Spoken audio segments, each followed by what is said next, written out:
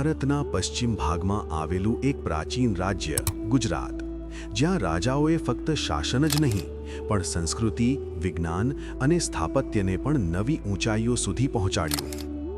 આજે આપણે જાણશું એક એવા મહાન રાજા વિશે, સિદ્ધરાજ જયસિંહ, જેને ઇતિહાસમાં સિદ્ધરાજ તરીકે ઓળખવામાં આવે છે।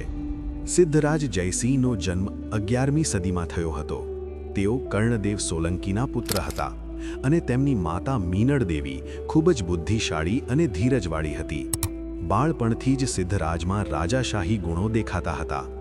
તેઓ શસ્ત્રવિદ્યા, રાજકારણ અને ધર્મમાં પારંગત બન્યા। પિતાના અવસાન બાદ સિદ્ધરાજ જયસિંહે સિંહાસન સંભાળ્યું, પરંતુ શરૂઆત સરળ નહોતી।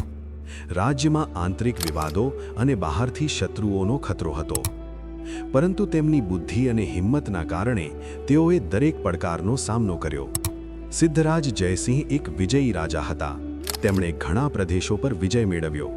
ખાસ કરીને માલવા પરનો વિજય ખૂબ જ મહત્વપૂર્ણ હતો। તેમણે શત્રુ રાજા યશોબર્મનને હરાવીને પોતાના સામ્રાજ્યને વિસ્તૃત કર્યું।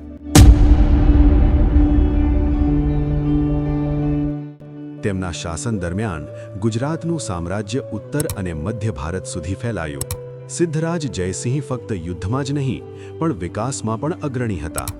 તેમણે પાટણમાં સહસ્રલિંગ તળાવનું નિર્માણ કરાવ્યું, જે એક અદ્ભુત જળ સંરક્ષણ પ્રોજેક્ટ હતો। તેમણે શહેરોને સુંદર બનાવ્યા, મંદિરો અને તળાવો બનાવ્યા અને પ્રજાના કલ્યાણ માટે અનેક કાર્ય કર્યા। અને ખાસ તેમણે 11મી-12મી સદીમાં સિદ્ધપુરમાં રુદ્ર મહાલયનું પણ નિર્માણ કરાવ્યું હતું। આ મંદિર ભગવાન શિવ, રુદ્રને સમર્પિત હતું અને તેના સમયની એક ભવ્ય સ્થાપત્ય કૃતિ ગણાય છે। જો કે હાલ તેના માત્ર કેટલાક અવશેષો જ બચ્યા છે અને એવું કહેવાય છે કે સિદ્ધપુરથી પાટણનું અંતર 25 કિલોમીટરનું છે, પણ રુદ્ર મહાલયના 11ના માળ ઉપર ચડીને જોવાથી આખું પાટણ શહેર દેખાતું હતું। સિદ્ધરાજ જયસિંહ વિદ્વાનોના આશ્રયદાતા હતા। તેમના દરબારમાં મહાન વિદ્વાન હેમચંદ્રાચાર્ય હાજર હતા। હેમચંદ્રાચાર્યએ સંસ્કૃત અને પ્રાકૃત ભાષામાં મહાન ગ્રંથો રચ્યા। રાજાએ હંમેશા જ્ઞાન અને ધર્મને પ્રોત્સાહન આપ્યું। સિદ્ધરાજ જયસિંહના જીવન સાથે જોડાયેલી ઘણી લોકકથાઓ છે।